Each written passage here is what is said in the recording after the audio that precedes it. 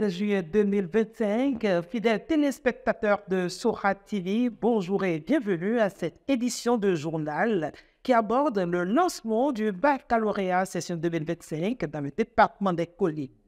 Les premières épreuves de l'examen du baccalauréat 2025 ont été officiellement lancées ce lundi 16 juillet 2025 au CEG de Sabalo par la directrice Clotilde Ndeviwa et le préfet Saléou Odoubou. Toujours à Sabalo, le ministère de l'Environnement du Canada, à travers l'ONG PEH Bénin, a entretenu les populations sur les solutions agricoles pour la préservation de l'environnement. Sur le plan politique, le ministre Paulin Akpona, en séance d'échange avec plus de 200 jeunes de l'arrondissement d'Ato-Kolibé pour baliser le terrain en faveur du bloc républicain à Banté. Tandis que le parti de l'Union progressiste Le Renouveau a célébré les femmes militantes dans une bonne ambiance festive à l'occasion de la Journée internationale des droits de femmes en différé à Wessé-Wouroudou. Nous évoquerons également la distinction de Marcel Oga, chef d'arrondissement de Fataba, qui a été honoré pour ses services rendus à sa communauté aux Oscars des meilleurs élus locaux engagés pour le développement. Gardez vos positions d'écoute pour le développement dans un instant. Fidèles téléspectateurs de Sora TV, à nouveau bonjour. Ouvrons cette édition par l'actualité dans le secteur éducatif. La session normale du baccalauréat 2025 dans le département des Collines est lancée ce jour au CEG de Sabalo.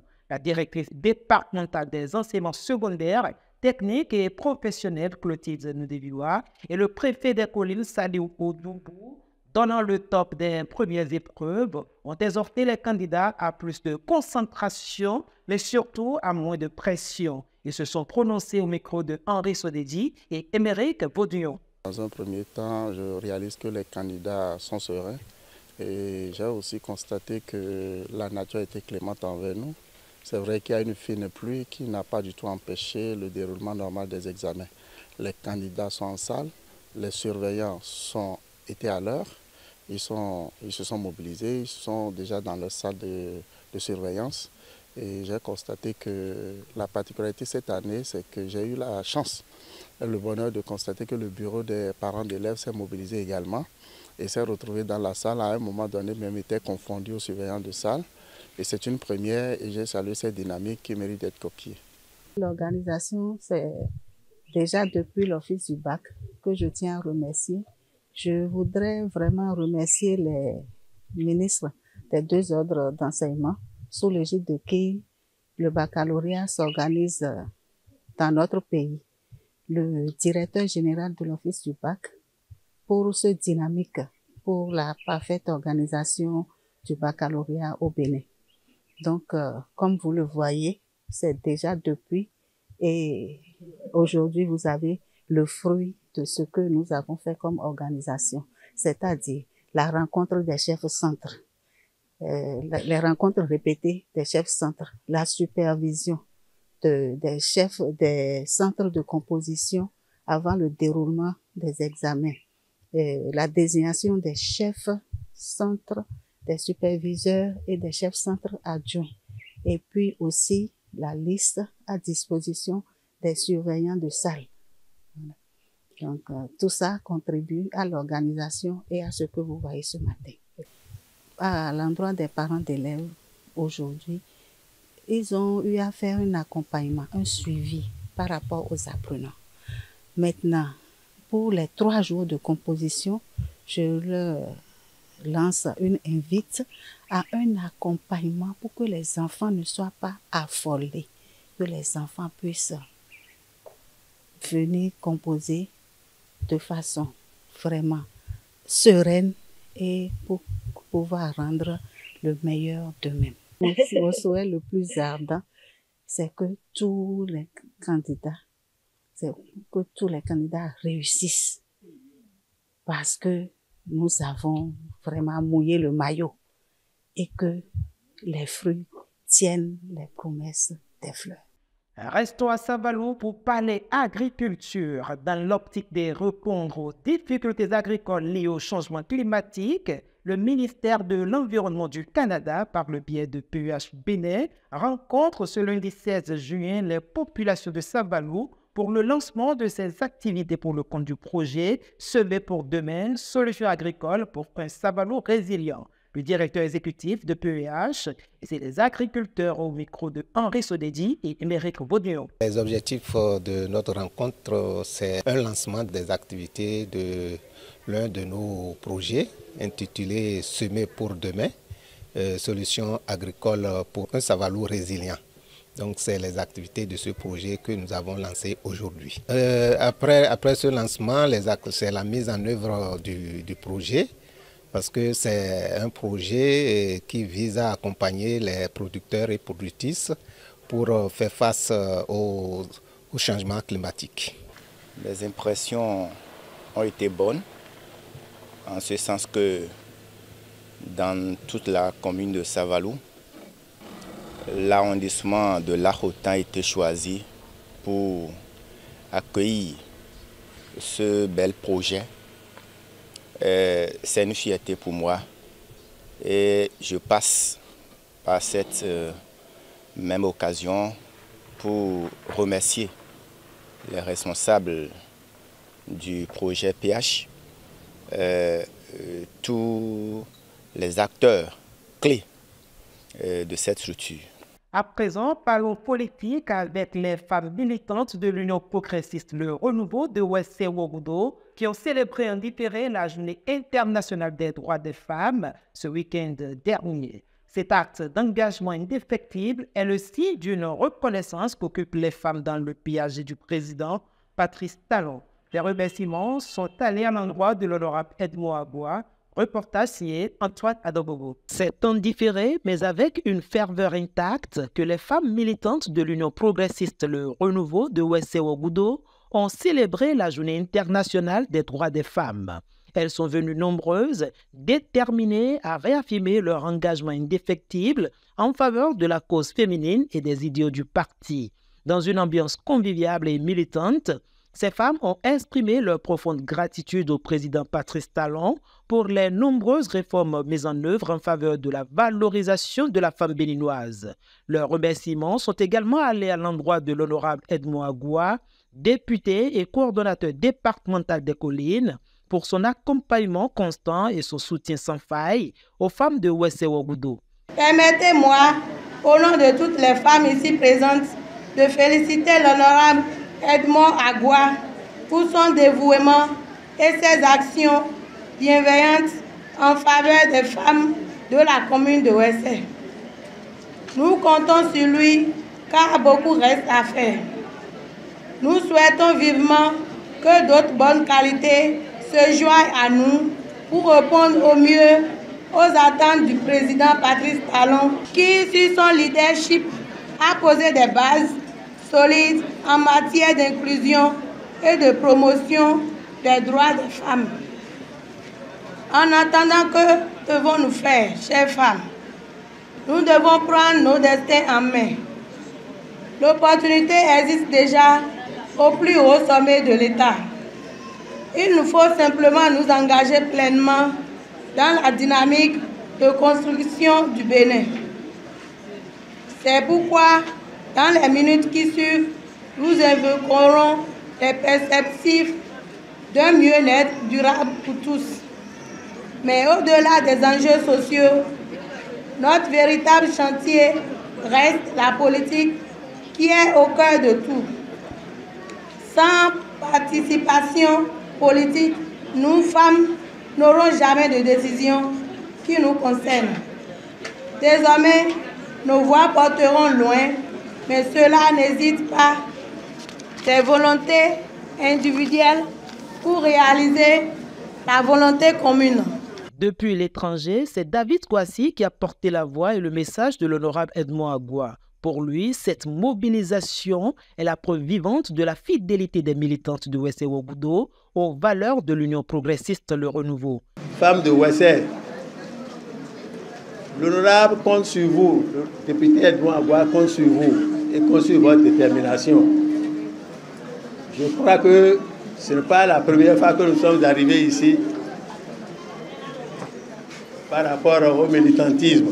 Je sais que en 2026, le pouvoir sera avec nous.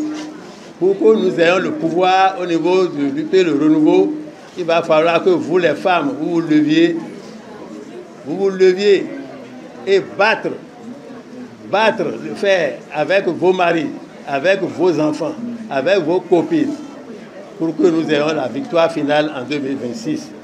Et là, à partir du chef de village, des conseillers communaux, des honorables députés, et jusqu'au ministre, jusqu'au président de la République, nous aurons la couleur jaune. Et pour donner davantage de résonance à cette célébration, la haute direction du parti a délégué une mission conduite par l'honorable Akhenatonde, accompagnée de 2 autres députés femmes. Une présence forte de sens qui témoigne de l'attention particulière que le parti porte aux femmes, elles qui, selon la députée Eugénie Kouanan, sont la colonne vertébrale du parti. Aujourd'hui, il est indéniable de déconsidérer la femme dans ses droits pour établir un développement, une économie stable et prospère, et surtout pour les questions liées à la paix et la sécurité. Pour le parlementaire que je suis, je ne suis jamais épuisée pour travailler pour la reconnaissance et le respect des droits de la femme. À travers le caucus des femmes parlementaires, nous travaillons à formuler des plaidoiries et des lobbying pour le respect des droits de la femme et surtout sa représentativité quantitative et qualitative. Nous voulons vous dire que vous les femmes, le parti compte beaucoup sur vous, surtout en ce qui concerne les joutes électorales à venir. Et l'objectif de l'Union progressive de renouveau, c'est de remporter les élections dans tous les villages, en tout cas dans la grande majorité des villages. Et ici à Ouessé, nous y tenons très fermement et nous savons que nous pouvons compter sur vous. Moment fort de la journée, 2 communications. La première, animée par la directrice départementale des affaires sociales, a porté sur le thème « Pour toutes les femmes et les filles, droit, égalité et autonomisation ». La seconde, menée par Eugénie Yewedéou, a exploré la question de l'inclusion politique des femmes. Restons avec les partis politiques de la mouvance présidentielle. Il y a quelques jours, ils étaient plus de 200 jeunes dans l'arrondissement de Atokolibé à rejoindre le bloc républicain. Pour des actions structurées sur le terrain, ils ont été entretenus sur les défis du parti par le ministre Pauline Akpounan. Ce dimanche 15 juin, plusieurs points ont été abordés à la grande satisfaction de ces jeunes très engagés pour l'ancrage du parti du Cheval Blanc Cabré. Reportage réalisé par Antoine Adogogo. Quelques jours après leur adhésion officielle au bloc républicain, les 200 jeunes de l'arrondissement d'Atokolibé, ex-militants du parti Les Démocrates, ont été reçus ce dimanche 15 juin 2025 au domicile du ministre Pauline Akpounan, parrain de leur aliment. Souhaitant s'assurer de la sincérité et de l'engagement des nouveaux adhérents, le ministre Pauline Akpounan a échangé à bâton rompu avec eux. Il leur a présenté les grands défis qui attendent le bloc républicain à l'horizon 2026, notamment en matière de mobilisation, d'ancrage territorial et de cohésion interne. J'ai voulu m'entendre avec les nouveaux adhérents sur la nécessité de ce qu'ils viennent vraiment pour accompagner et enraciner davantage le bloc républicain. Le bloc républicain a l'objectif de contrôler toutes les communes du département des collines, les 6 communes, vont être contrôlées par des maires BR en 2026. Par ricochet, nous allons faire élire au minimum 4 députés à raison de 2 par circonscription électorale. La 9e et la 10e. On ne pourra le faire que par l'engagement politique. Un travail d'engagement de façon constante. Si on fait le travail pour un temps, on baisse les bras, on n'y arrivera pas. Nous devons le faire de façon permanente. Nous n'avons pas de problème de positionnement. Nous, on n'y pense même pas.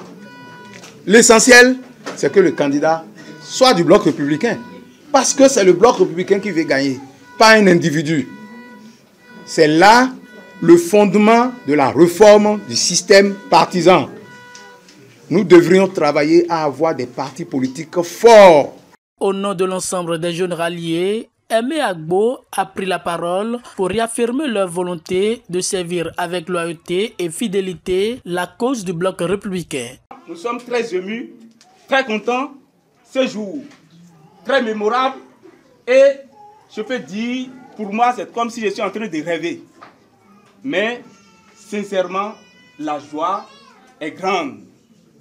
Ma joie est grande. Merci une fois encore pour le ministre qui nous incarne tous. Et nos sollicitations sont énormes. Et je pense que le ministre est là. Notre arrondissement, l'arrondissement d'Atokolibé, vit dans l'obscurité totale. Je veux que quelque chose soit fait. Nous voulons aussi la promotion d'un cadre de notre arrondissement d'Atokolibé. Nous avons les diplômes, mais nous avons besoin de mains. Nous avons besoin des gens qui vont nous aider. Je pense que, tel que nous sommes arrivés, tel que vous êtes là, nous faisons confiance tous à notre papa, monsieur le ministre. Il est là, parmi nous. Il doit pouvoir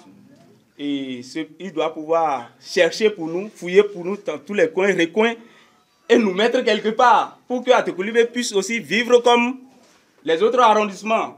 L'initiative a été saluée par les jeunes émergents du bloc républicain dans le département des Collines qui voient en cette nouvelle vague de militants une opportunité de renforcer les bases du parti dans la commune de Bonne-Terre et de donner un nouveau souffle aux actions locales. Vous avez opéré un très bon choix et je voudrais vous remercier pour ça. Ce qui me fait le plus plaisir dans votre adhésion au bloc républicain, c'est que vous êtes des gens téméraires, des gens constants dans leur démarche. Parce que si vous avez pu faire 10 années dans l'opposition et aujourd'hui vous acceptez venir dans la mouvance, quelqu'un qui a fait 10 ans dans la souffrance, je pense que cette personne-là va faire 50 ans dans le bonheur. Donc applaudissez pour vous-même. C'est les Collines qui gagnent.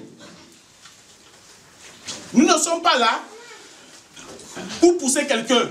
Nous ne sommes pas là pour prendre la place de quelqu'un. Nous sommes là pour un objectif. Et l'objectif, c'est qu'on ratisse l'âge au soir des élections de 2026. Que ce soit communal, que ce soit législative, que ce soit présidentielle. C'est l'objectif même de cette dynamique que le ministre est en train d'imprimer depuis un moment. Je voudrais vous demander encore de l'ovationner. À l'origine de ce rapprochement politique, le tandem initiateur de l'adhésion s'est engagé à transformer ce ralliement en véritable levier de croissance politique avec l'objectif clair de contribuer activement à la victoire du bloc républicain lors des prochaines échéances électorales. Quand on m'a choisi coordonnateur communal du bloc républicain de Bonne-Terre, j'avais un objectif. Et je vois qu'il y a une cohérence entre l'objectif, le projet que le ministre Akona et l'objectif que je me suis fixé.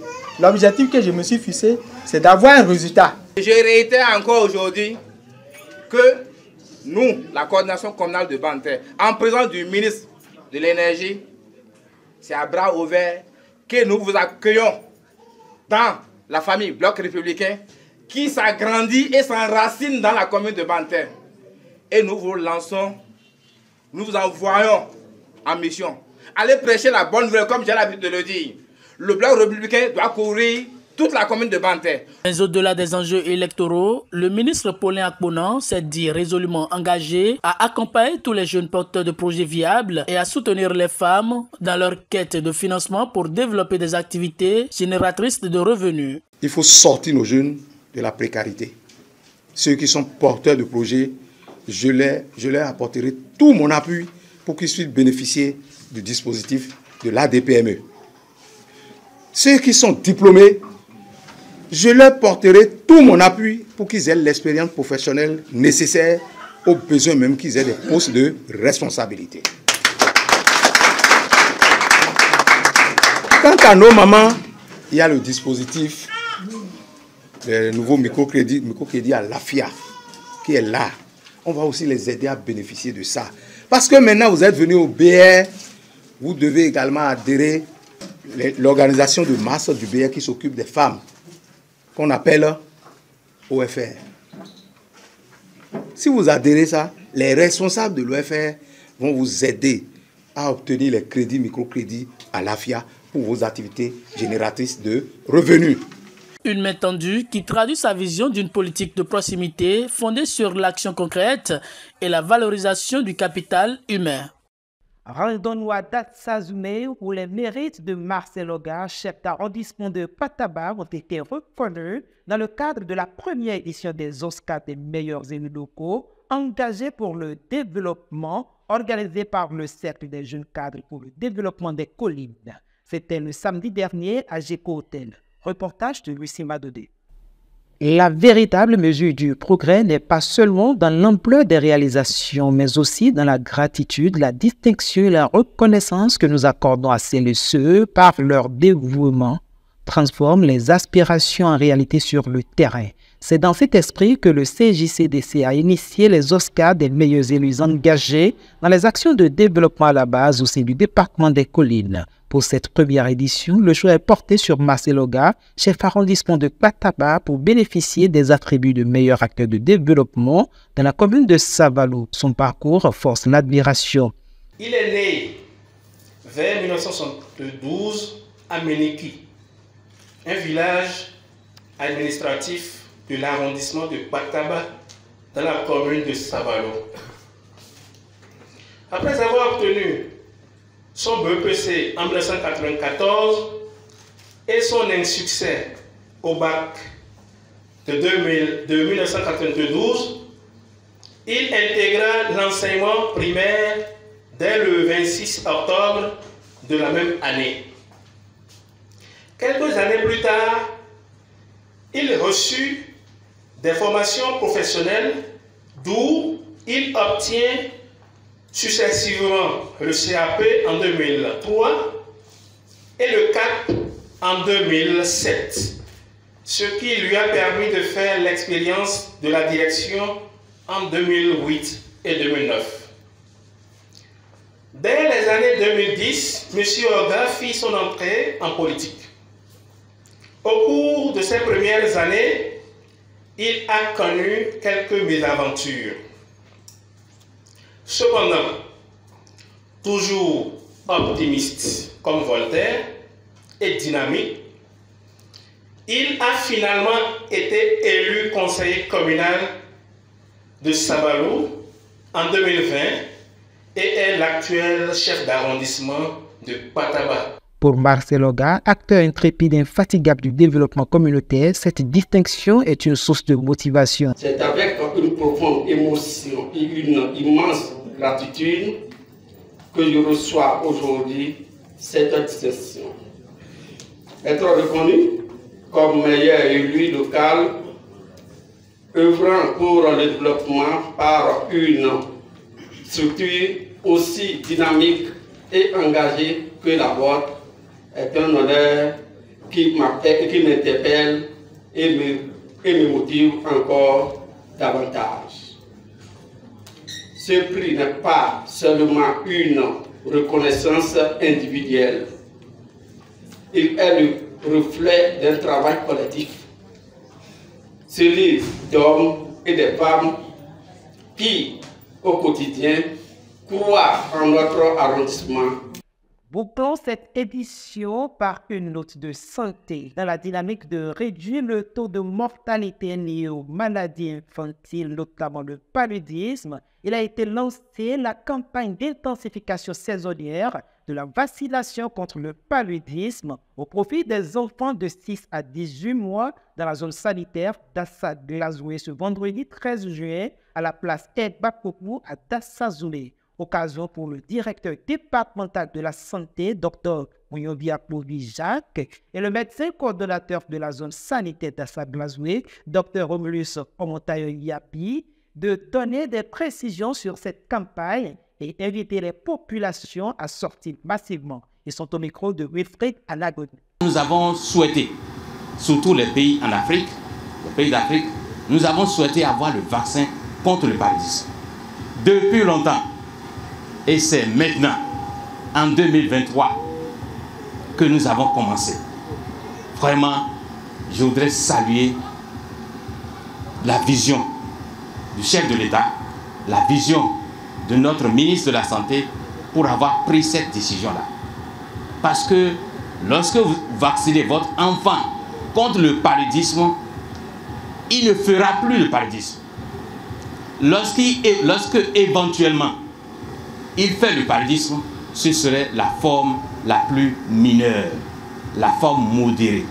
Donc c'est rare de trouver des enfants qui sont vaccinés contre le paludisme et qui font le paludisme grave. Donc depuis je peux dire depuis l'année passée, quand la zone sanitaire d'Assa-Glazoué a commencé la CPS, la chimioprévention et saisonnière contre le paludisme, couplée avec la vaccination, les cas de paludisme ont diminué, nettement, ont diminué. Et pour aller plus loin, on s'est rendu compte que plus l'enfant est vacciné, plus il est protégé. C'est pour cela que le programme national de vaccination de lutte contre le paludisme a initié cette intensification en proposant 4 doses.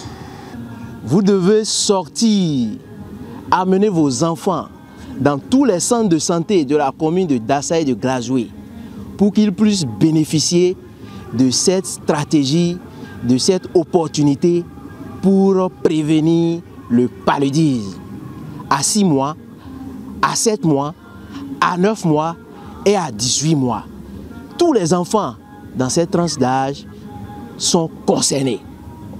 Si l'enfant a 6 mois et que vous avez raté, ce n'est pas un problème. Vous pouvez toujours amener vos enfants dans le cadre de cette campagne d'intensification pour rattraper. Et c'est ça l'objectif, que tous ceux qui ont été oubliés, ou bien tous les enfants qui sont oubliés par leur mère, où les rendez-vous ne sont pas respectés, c'est le moment de les amener pour rattraper donc la dose de vaccin contre le paludisme. Ça marche. C'est un vaccin efficace, c'est un vaccin sûr, c'est un vaccin reconnu par les institutions internationales, par l'OMS, et c'est en cours dans plusieurs pays. Et aujourd'hui, nous voulons faire l'intensification dans les communes de Dassa et de Glazoué. Et voilà qui met un terme à ce rendez-vous d'information que nous vous remercions d'avoir suivi. Coucou spécial à toute l'équipe de réalisation. À bientôt.